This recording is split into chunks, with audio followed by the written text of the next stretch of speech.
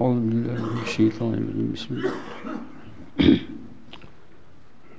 إن الله وملائكته يصلون على النبي يا أيها الذين آمنوا صلوا عليه وسلموا تسليما اللهم صل على سيدنا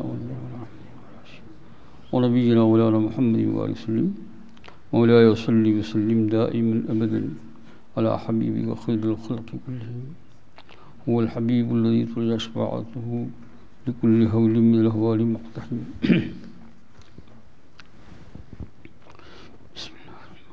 عن قيس بن النعمان قال لما انطلق النبي صلى الله عليه وسلم وأبو بكر مستخفين مر بعبد يرعى غنما فاستسقياه من اللبن وقال ما عندي شاة تحلب غير أن ها هنا عناقا فأحملت أول الشتاء وقد أخلصت وما بقي لها لبن فقال أدع بها فدعا بها فعاتق لها النبي صلى الله عليه وسلم ومسح زرعها ودعا حتى أنزلت قال وجاء أبو بكر لمسجد فحلب فسقى أبا بكر ثم حلب فسقى الراعي ثم حلب فشرب وقال الراعي بالله من أنت فالله ما رأيت مثلك قط قال وتراك تكتم علي حتى أخبر وقال نعم قال فإني محمد رسول الله وقال أنت الذي تزعم قريش أنه صابي قال إنهم ليقولون ذلك قال فاشهدوا أن ما جئت به حق وأنه لا يفعل ما فعلت إلا نبي وأنا متبعك قال إنك لا تستطيع ذلك يومك فإذا بلغ أني قد ظهرت فأتنا. یہ روایت ہے، یہاں ترجمان السلم یہ ہے، اور حدیث پاک کے ذخیرے میں حاکم رحمۃ اللہ علیہ نے بھی جو ہے اس کو بیان کیا ہے۔ اس میں کہتے ہیں کہ قیس بن نعمان بیان کرتے ہیں، ان قیس بن نعمان جب حضور صلی اللہ علیہ وسلم اور ابوبکر صدیق رضی اللہ تعالیٰ عنہ خفیہ طور پر یعنی پوشیدہ طور پر مکہ سے مدینہ طیبہ، مکۃ المکرمہ سے مدینہ طیبہ ہجرت کے لیے چلے، تو راستے میں ان کا گزر جو ہے ایک غلام پر ہوا جو بکریاں چلا رہا تھا۔ رسول اکرم صلی اللہ علیہ وسلم ہجرت کر کے گئے مکہ مکرمہ سے مدینہ منورہ، بہت سارے معجزات درمیان میں واقع ہوئے، تو راستے میں جب جا رہے تھے تو یہ غلام جو بکریاں چلا رہا تھا انہوں نے اس سے دودھ طلب کیا۔ اس نے کہا میرے پاس دودھ والی بکری تو کوئی ہے نہیں، یہ سب آپ دیکھتے ہیں اس میں کوئی بھی دودھ والی بکری نہیں، صرف ایک ایسی بکری ہے کہ جو کہتے ہیں کہ گابن ہو گئی ہے، یعنی اس کے پیٹ میں حمل رہ گیا ہے، پھر وہ حمل گر گیا وقت سے پہلے، اس کا بچہ گر گیا، اس لیے دودھ اس کے ختم ہو گیا، دودھ ہی نہیں، گابن بھی نہیں، اسقاط ہو گیا، بچہ گر گیا۔ تو حضور اکرم صلی اللہ علیہ وسلم کو صدیق رضی اللہ تعالیٰ عنہ نے فرمایا اچھا وہی لے آؤ، وہ لے آیا۔ رسول اللہ صلی اللہ علیہ وسلم نے دودھ نکالنے کے لیے اس کی ایک ٹانگ دبائی، آپ صلی اللہ علیہ وسلم خود دودھ نکالتے تھے، ابوبکر صدیق کو نہیں کہا کہ تم نکالو، عجیب بات ہے حضور صلی اللہ علیہ وسلم یہ۔ اور اس کے تھن پر یعنی دودھ دینے کی جو جگہ ہے اس کو تھن کہتے ہیں، اس پر اپنا ہاتھ مبارک پھرا اور پھر دعا فرمائی اللہ جل شانہ سے، تو فوراً اس کے دودھ بالکل تھا نہیں، اس کا حمل بھی گر گیا تھا، دودھ بالکل خشک ہو چکا تھا۔ آپ صلی اللہ علیہ وسلم نے جیسا ہی اپنا ہاتھ مبارک لگایا اور دعا فرمائی تو اس کا دودھ اترنا شروع ہوا، دودھ اترا۔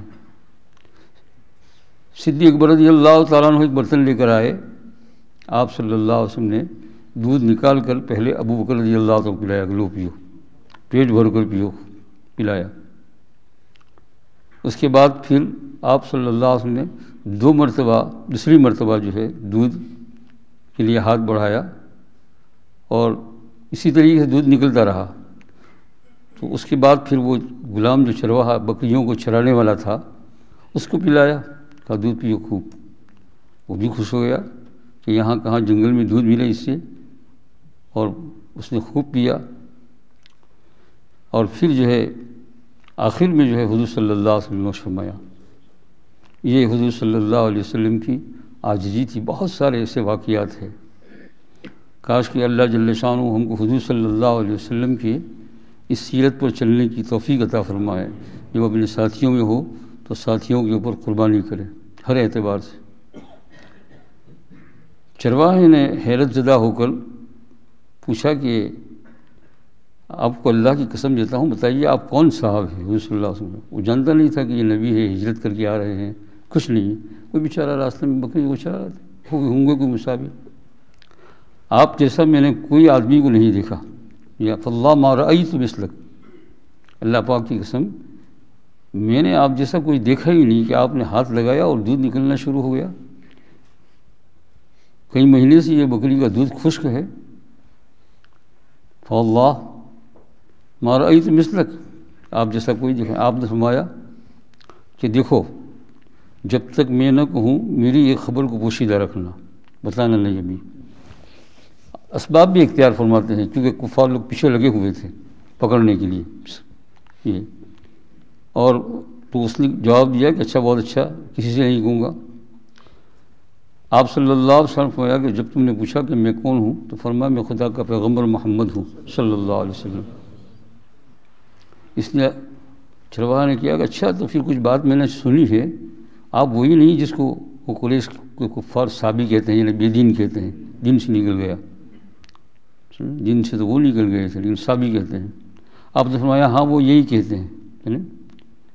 قال انہم لیقولون ذالک، وہ لوگ ایسا ہی کہتے ہیں لیکن میں خدا کا پیغمبر ہوں. اس نے کہا کہ جب یہ بات ہے تو میں نے اپنی نظر سے دیکھا آپ کو، کیا ان لوگوں کو نظر نہیں آیا کچھ بھی؟ فاشہد ان ما جئت بحق، اس نے کہا کہ میں گواہی دیتا ہوں کہ آپ جس دین کو لے کر آئے وہ سچا ہے، یہ حق ہے. اور آپ نے جو یہ کام کیا ہے اور آپ کے ہاتھ مبارک کو میں نے جو دکھایا، جو آپ نے لگایا، تو میں پہلے تو میرے دماغ میں سوچ رہا تھا کہ ان کی عقلیں ختم ہو گئی کیا. اس کا تھن جو ہے نا، تھن کہتے ہیں آچر دودھ نکالنے کا، وہ بالکل سکڑ گیا ہے چھوٹا سا، اس کے دودھ کا کوئی سوال ہی نہیں ہے. تو آپ نے جو یہ کام کیا ہے کہ آپ کا ہاتھ مبارک لگایا، دعا کی، اور دودھ اتنا نکلا کہ جب تک آپ نے چاہا نکلتا رہا. ابو بکر رضی اللہ عنہ پلایا، مجھے پلایا. تو یہ تو میرا یقین ہے کہ نبی کے سوا کوئی دوسرا ایسا کر ہی نہیں سکتا ہے. سمجھے؟ نبی کے سوا کوئی کر نہیں سکتا ہے. ایک چیز درمیان میں عرض کر دوں کہ ہندوستان پاکستان سے جو لوگ آئے ہیں ان لوگوں نے جادوگروں کو دیکھا ہوگا، سمجھے؟ وہ پرانے لوگ ہیں انہوں نے بھی جادوگروں کو دیکھا ہوگا. وہ اور کچھ جادو گویان قرآن پاک میں بھی ہے موسیٰ علیہ السلام کے سلسلے میں. تو وہ لوگ بھی کچھ کر کے تو بتاتے ہیں لیکن اس میں حقیقت نہیں ہوتی ہے. مثلا وہ نیچے سے پتھر اٹھاتے ہیں اور لوگوں کو پوچھتے ہیں، پہلے ڈگڈگی بجاتے، ڈگ ڈگ ڈگ ڈگ ڈگ. سنا تو ہوگا نا کبھی، ہم نے تو سارا دیکھا ہے، سنا ہے یہ. تو پھر کہتے ہیں یہ کیا ہے، تو کہ لوگ زور سے آواز دیتے ہیں، پتھر، جیسے تم لوگ یہ نعرہ تکبیر کرتے ہو نا، پتھر اتنا بڑا، پھر اس کو اوپر ڈالتا ہے. پھر کہا یہ کیا ہے، کہا روپیہ ہے. پتھر جلا سی جیل میں. اس کا نام جادوگری، نظر بندی. اس کی حقیقت نہیں ہوتی ہے، وہ لوگوں کی نظر کے اوپر وہ لوگ جادو کرتے ہیں. وہ پتھر ہی ہے لیکن لوگوں کی نظروں میں کیا نظر آتا ہے وہ حقیقت نہیں ہے. کیوں حقیقت نہیں ہے؟ اس لیے کہ جب کھیل خلاص ہو جاتا ہے تو پھر بیچارہ ایک برتن لے کر بھیک مانگتا ہے ایک پیسہ، تو اس لیے پتھر ڈال کے بنا لیں. سب مانگنے کی ضرورت کیا ہے؟ کتنی مرتبہ ہم نے نظروں سے دیکھا. قرآن پاک نے یہی کہا کہ وہاں چیز بدلتی نہیں ہے، جبکہ معجزات انبیاء اور حضور صلی اللہ علیہ وسلم کی معجزے میں چیز کی حقیقت بدل جاتی تھی. چیز کی حقیقت بدل جاتی تھی. مثلا ایک آدمی کا کھانا ہے اور آپ دعا کرتے ہیں اور وہ ایک آدمی کا کھانا 200 یا 150 آدمیوں کے کھانوں میں تبدیل ہو جاتا ہے، تو وہ حقیقت بدل گئی کیونکہ سب کا پیٹ بھرا ہے. جادوگر کسی کا پیٹ نہیں بھر سکتا ہے، اپنا ہی نہیں بھر سکتا ہے. نہیں تب تو بیچارہ سورت میں، بھروچ میں، ممبئی کے اندر ہے نا، وہ ندیوں کے کنارے پھرتے رہتے ہیں اور پھر لنگوٹا باندھ کر آتے ہیں، ہے نا، عورتوں کی طرح. وہ نیچے کچھ بجانے کا بھی ہوتا ہے، ناچتے ہیں، کودتے ہیں. اگر حقیقت ہوتی تو یہ کرنے کی کیا ضرورت تھی؟ محل بنا لیتے اپنا سونا. تو وہاں اور یہاں کیا ہوتی ہے؟ حقیقت بدل جاتی ہے. آپ صلی اللہ علیہ وسلم نے جو دودھ نکالا تو ایسا ہی نہیں کہ وہ دودھ نظر آ رہا ہو لوگوں کو، نہیں، پی رہے ہیں. پینے کے بعد کیا ہے؟ سیراب ہے. یہ تو یہ، لیکن اس سے بڑھ کر مدینہ منورہ کے اندر بہت سی مرتبہ ایسے واقعات ظاہر ہوئے ہیں اللہ والوں کے، آج بھی ہو رہے ہیں، کہ ایک کو بھوک لگی ہے اور بالکل نڈھال ہے، روزے پر گئے، سلام پیش کیا، اور اس کے بعد اللہ کے رسول صلی اللہ علیہ وسلم سے مانگا نہیں، مانگا اللہ تعالیٰ سے، لیکن سفارش کس کی پیش کی؟ شرک نہیں کرنا کبھی بھی۔ دینے والا کون ہے؟ جو شرک کرو گے تو سارا کام بدل جائے گا۔ ہمارے یہاں شرک نہیں ہے۔ قرآن پاک میں ان اللہ لا یغفر ان یشرک بہ ویغفر ما دون ذلک لمن یشاء، جو شرک کرتا ہے اور اسی شرک کی حالت میں مر گیا، توبہ نہیں کی، تو اللہ بخشے گا نہیں۔ اور گناہوں کو، جو شرک نہیں کیا ہے، توحید ہے، وحدانیت ہے اور رسالت کا اقرار ہے، تو اور گناہوں کے بخش جانے کا چانس ہے، فوراً ہی بخش دے اللہ تعالیٰ اپنی رحمت سے۔ تو شرک نہیں کریں گے یہاں اس مجلس کے اندر، میں اسی لیے بار بار اس کو دہراتا ہوں تاکہ عقائد سیدھے رکھے۔ مانگا اللہ جل شانہ سے، اور سفارش کس کی؟ میں بھی یہی کرتا ہوں، آپ بھی یہی کرتے ہوں گے، اور یہی کرنا ہے نا۔ مجھے جب بھی کوئی چیز پیش آئی تو یہاں سے بھی ہو سکتا ہے، وہ کیا ہے کہ میں نے آپ کو کہا، کل کہا یا پرسوں کہا، میں نے کہا کہ سیدھا میسج چلا جاتا ہے، یا اللہ تو اپنے رسول کی سفارش کو میرے حق میں قبول فرما۔ روضے پر جائے، مانگے اللہ تعالیٰ سے، یا اللہ میری آنکھ میں روشنی عطا فرما، یا اللہ میری طبیعت ٹھیک نہیں ہے، اچھا عطا فرما، یا اللہ مجھے فلاں بیماری ہے، دور فرما، اور تیرے دربار کے اندر تیرے حبیب کا واسطہ پیش کرتا ہوں، اور پھر فوراً ہی یہ ادھر ادھر گھومنے کی ضرورت نہیں ہے۔ وہ جو گھماتے ہیں نا، کہتے وہ کیونکہ وہ شرک کرتے ہیں لوگ، اس لیے ذرا ان کو چوکندہ رہنا پڑتا ہے۔ آپ ہاتھ نیچا رکھیے گا، کیونکہ وہاں اگر یوں کریں گے تو پھر دوسروں کو شبہ ہوگا کہ یہ رسول سے مانگتے ہیں، یہ ہرگز جائز نہیں ہے۔ ہرگز آپ کسی بھی قبر میں جاؤ، قبر والے سے مانگ نہیں سکتے۔ سفارش کیا ہے؟ سفارش۔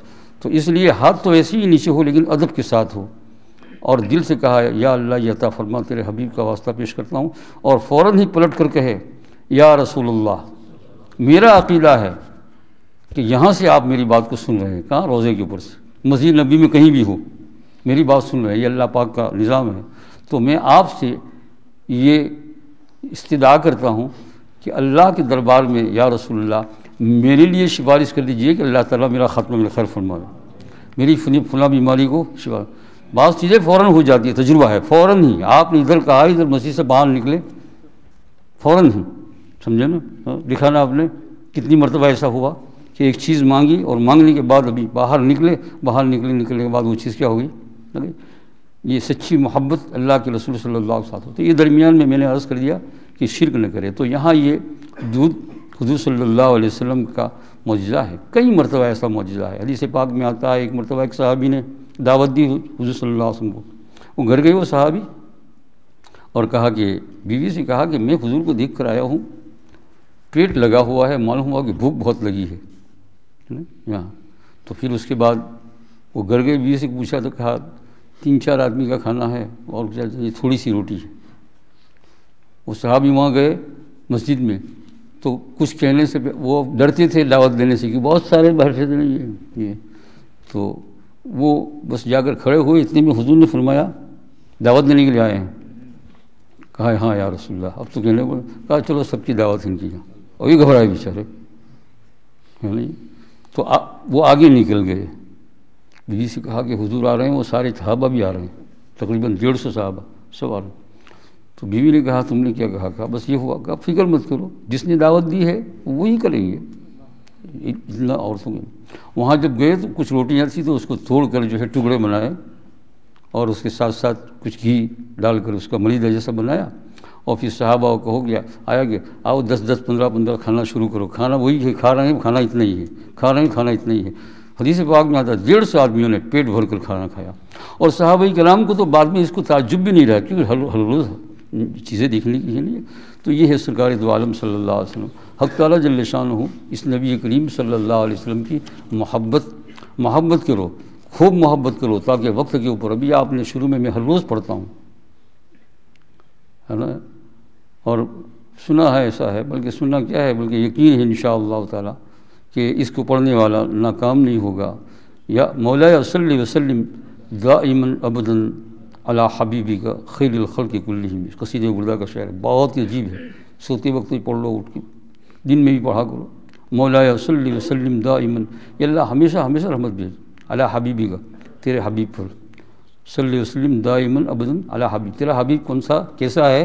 خیر الخلق، ساری مخلوق میں سب سے بڑھ کر ہے، علی حبیبی کا خیر الخلق، پھر آگے هو الحبیب الذی، یہ وہ پیارا اللہ کا ہے، هو الحبیب الذی، یہ وہ اللہ کا پیارا ہے، ترجا شفاعتہ، اس پوری امید کی جاتی ہے اس کی شفاعت کی، لکل حول من الاحوال مقتحم، یا بعض لوگ جو ہے نا اس ہے کو بڑی ہے پڑھتے ہیں، غلط ہے، بعض کتابوں میں غلط چھاپ دیا ہے، یہ حول پڑھتے ہیں، حول منے حالت ہے، تو حول نہیں ہے، چھوٹے ہے سے ہے، لکل حول، حول منے خوف، لکل حول من الاحوال مقتحم، کوئی بھی خوف ہو، سب سے بڑا خوف قیامت کے میدان میں ہوگا، وہاں جب کام آئیں گے، تو دنیا کے اندر بھی آپ دیکھ لو، لیکن بھائیو محبت پیدا کرو، کیا کرو؟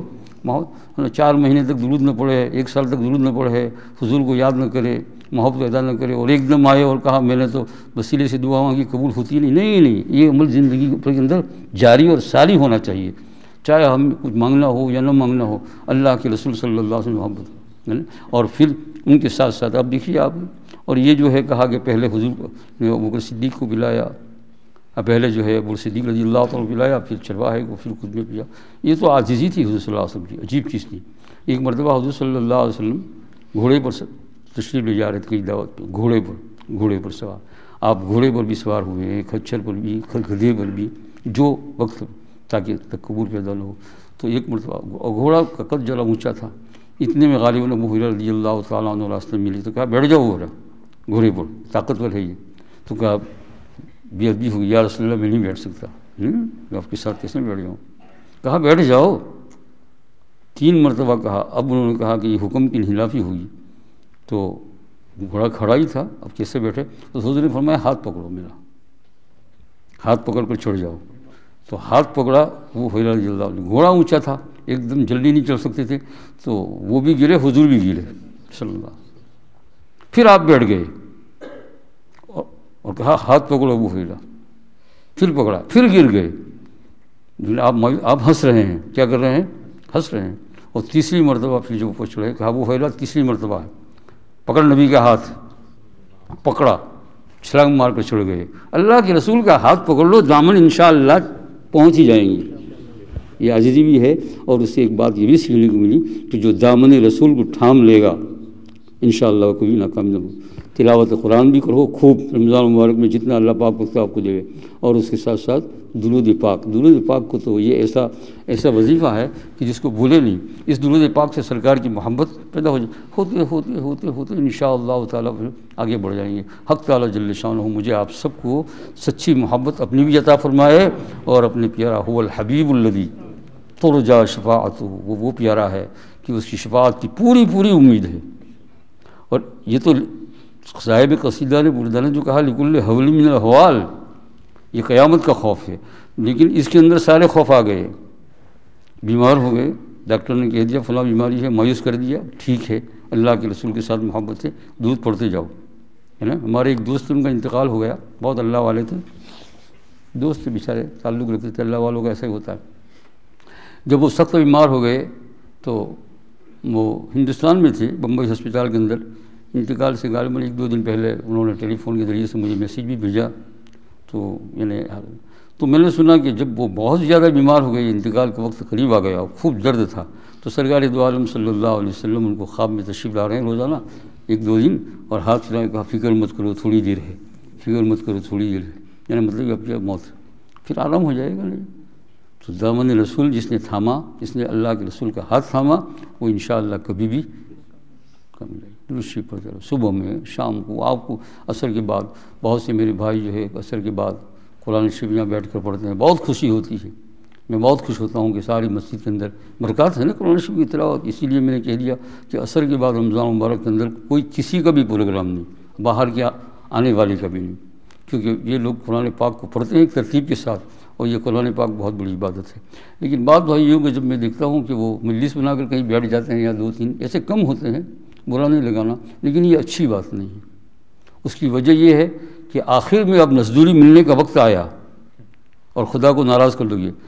بعض حضرات کہتے ہیں ہم دین کی بات کرتے ہیں، ارے بھائی دین کی بات کے اندر بھی آ ہی جاتا ہے، آہستہ آہستہ شیطان ایک طرف سے نفس بات کرتے کبھی بیوی کی شکایت کر دی، اپنی بیوی کی شکایت، یہ بیوی کی غیبت ہو گئی نا، کبھی بھائی کی، چلو دوسرے کا نہیں، اور پھر آگے چلتے. اس لیے بہتر تو یہ ہے، دیکھو قرآن شریف کی تلاوت آپ کرتے ہیں، بہت بڑا عمل ہے ماشاءاللہ.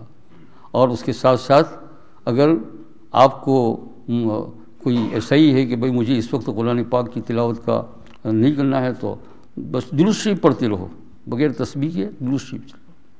اور تیسری بات جو کم درجے کی ہے وہ یہ، کچھ نہیں کرنا ہو تو انڈھل کے بیٹھے رہو دیوار کے، بات ہی نہیں کرو، مجلس جمع کر. یہ بہت بڑی آپ کی کمائی کے ضائع ہو جانے کا وقت ہے. اللہ تعالیٰ حفاظت فرمائے. مجھے تو کچھ نہیں ہے، مسجد تو کسی کے باپ کی نہیں ہے، یہ تو خدا کا گھر ہے. لیکن صرف یہ بتاتا ہوں کہ اس سے کیا ہو جائے گا، اتنا 21 گھنٹے کا روزہ شیطان کب چاہتا ہے کہ یہ دولت دے کر یہ جائے، یہ کب جائے باب ریان کے اوپر. اس لیے اس کا خوب خیال رکھو. اور اللہ کے رسول صلی اللہ علیہ وسلم پر چلتے اٹھتے بیٹھتے. اور درود شریف تو بہت آسان ہے، یہاں سے جاتے آتے اٹھتے بیٹھتے درود شریف پڑھا کرتے ہو. رمضان میں تو بہت آسان ہے، اس لیے کہ اور دنوں میں تو آپ سگریٹ وغیرہ پی لیتے ہیں تو کلی اور یہ ہو. رمضان میں تو کچھ نہیں ہے. یہی رمضان میں کھانے پینے کا ٹائم بہت بچ جاتا ہے. میں نے حساب لگایا، کھانے پینے کا ٹائم بہت بچ جاتا ہے. صبح میں ناشتہ کرے تو یہ آدھا پونا گھنٹہ، اس میں دوپہر کے کھانے میں 1 گھنٹہ، شام کے کھانے میں 1 گھنٹہ، 3 گھنٹہ تو ہو گئے. پھر درمیان میں ایپل ہے، یہ ہے، وہ ہے، چیوڑا ہے، کھمن ہے نا. گجراتی لوگ کھمن بہت کھاتے ہیں، تو کھمن ہے، اس میں 4-5 گھنٹہ کھاؤ. لیکن رمضان میں یہ سارا وقت کیا ہو جاتا ہے، بچ جاتا ہے. اب اگر 3 گھنٹے بچ گئے تو 3 گھنٹے کے اندر آپ اگر محنت کرو تو انشاءاللہ 3-4 پارے تو پڑھ سکتے ہیں نا. ٹھیک، زیادہ نہیں، نازلات 3-4 پارے، 1000 مرتبہ درود شریف. کتنا وقت بچ گیا. حق تعالیٰ جل شانہ قبول فرمائے. نہ گھبراؤ مسلمانوں، خدا کی شان باقی ہے، باقی رہے گی. آگئی بات، اسلام زندہ ہے اور زندہ رہے گا. اس لیے اللہ جل شانہ سے پوری امید کے ساتھ پوری امید رکھو. ہر روز صبح استغفار بھی کیا کرو، گناہوں سے بچو. اور شام کو اللہ جل شانہ سے خاص کر کے افطار کے وقت اپنے گناہوں کی معافی مانگ لو. یا اللہ جو کچھ اگر مجھ سے کوئی غلطی ہو گئی ہے اور یقیناً ہوئی ہوگی یا اللہ تو اسے معاف فرما. انشاءاللہ اس طریقے سے یہ مہینہ بھی گزر جائے گا. آپ کہیں گے 21 گھنٹہ ہے اور کتنا دوڑم دوڑی ہے. ارے بھائی ہزاروں سال نکل گئے دنیا کے، تو یہ 1 مہینہ میں نکلنے میں کیا ہے، 6-5 روزے تو ہو گئے ہے نا. اور اسی طریقے سے بھی 30 پر جاؤ گے اور باب الریان کی مستحق ہو جاؤ گے. وہ فضائل میں جو تعلیم کرتے ہیں تو شیخ صاحب رحمۃ اللہ علیہ وسلم میں فضائل رمضان میں آخر میں بڑی لمبی حدیث لکھی ہے. جب ہو جاتی ہے تو کہا جاؤ روزدار، تمہاری سب کی بخشش ہو گئی. اللہ پاک. بسم اللہ الرحمن الرحیم. الحمدللہ رب العالمین. اللہم صلی علی محمد. الحمدللہ رب العالمین. اللہم صلی علی سیدنا و نبینا مولانا محمد وعلی آل سیدنا و نبینا مولانا محمد وعلی وسلم. اللهم بارك لنا فيما أعطيت وقنا شر ما قضيت فإنك تقضي ولا يقضى عليك فإنه لا يذل من واليت ولا يعز من عاديت. اللهم ربنا تبارک وتعالى یا الہ العالمین، محض آپ کے فضل و کرم سے یا اللہ ہم کمزوروں کی، یا اللہ گنہگاروں کی گناہوں کو معاف فرما. یا اللہ جو کچھ آپ نے توفیق عطا فرمائی ہے محض آپ کے فضل و کرم سے ہے. یا اللہ روزوں کو بھی قبول فرما، گناہوں سے ہماری حفاظت فرما. اور کوئی یا اللہ انجان پنے میں ہو جائے مولا کریم ہمیں توبہ استغفار کرنے کی توفیق عطا فرما. تیری محبت خوب عطا فرما، حضور کی محبت خوب عطا فرما. وَأَسْلُكَ رِضَاكَ وَرِضَاهُ يَا رب العالمین مع العافیۃ الدائمہ. مولا کریم تیری رضا عطا فرما، تیرے حبیب کی محبت عطا فرما. یا ارحم الراحمین حضور صلی اللہ علیہ وسلم کا دامن ہمیں تھام لینے کی توفیق عطا فرما. مولا کریم یہ رحمت تو نے بھیجی ہے. مولا کریم بعض صحابہ کرام اجمعین کا قول ہے کہ اگر امت محمدیہ کو اللہ تعالیٰ عذاب دینا چاہتا تو ان کے پاس ایسے نبی نہیں بھیجتے. یہ نبی کا آ جانا یہ ان کے عذاب کے چھٹکارے کا ایک بہت بڑا سبب ہے. یا اللہ ہمارے گناہوں کو معاف فرما. ہم میں جو قرض مند ہے یا اللہ ہمارے قرضوں کو پورا فرما. ہم میں جو لوگ بیمار ہیں یا اللہ ہمیں شفائے کاملہ اجر عطا فرما، شفائے کاملہ اجر عطا فرما. ہم میں ہمارے گھروں میں مولا کریم جو بیمار ہیں یا اللہ، بال بچوں میں یا اللہ ان کو شفائے کاملہ عطا فرما. ہمارے ماں باپ اگر ہندوستان میں ہیں، پاکستان میں ہیں، دنیا کے کسی ملک میں ہیں، مولا کریم تو ان کو شفا عطا فرما.